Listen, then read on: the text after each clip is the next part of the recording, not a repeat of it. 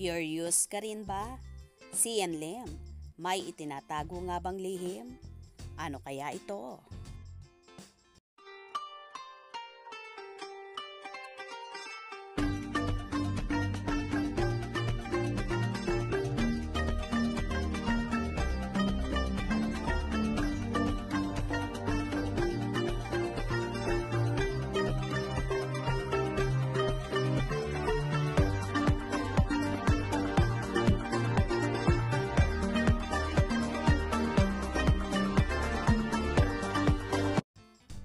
Tila may matinding pasabog nga ang nagsisimula pa lamang na taong 2024. At sino-sino nga kaya ba ang unang maitatala sa listahan? May matindi ngang isiniwalat ang columnist at writer na si Christy Fermin at ang kanyang co-host na si Romel Chica tungkol sa celebrity couple na naghiwalay bago matapos ang taong 2023. At ang tinutukoy nga nila dito ay ang magkasintahang sina Kim Chiu at Sian Lim.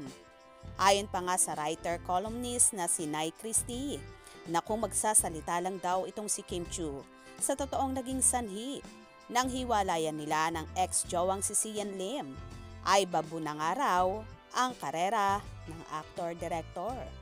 O diba? Nakaka-curious. Na-curious ka rin ba? Tila nga may itinatagong lihim si Sian Lim sa naging pasaring na ito ni Nanay Christie at Romel. Anyway, matagal naman na ang nai-issue ang kasarian ng aktor dahil nga sa tinagal-tagal ng relasyon nila ni Kimi na umabot na nga sa 12 taon ay hindi pa rin ito nakuhang pakasalan ang aktres. Isa kaya nga ba ito sa naging sanhi ng kanilang hiwalayan or mas may malalim pa na issue dito na tila pinopront lang si Iris Lee para sa totoong pagkatao ng actor-director. Kamakailan nga ay puros mga kapwa lalaki at riders ang kasama ni Sian kung saan sama-sama silang nag-road trip na ayon sa ibang netizens, tila mas happy ang aktor kapag ang mga kasama ay boys. Kaya naman lalong nagki-curious ang iba. Sana naman kung talagang may kakaiba sa binata ay lumantad na ito at huwag nang magtago sa maskarang meron siya ngayon.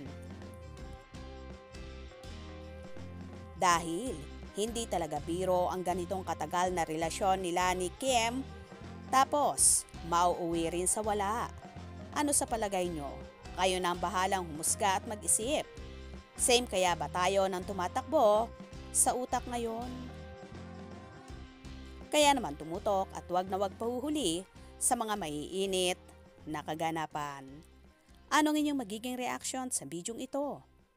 Comment below.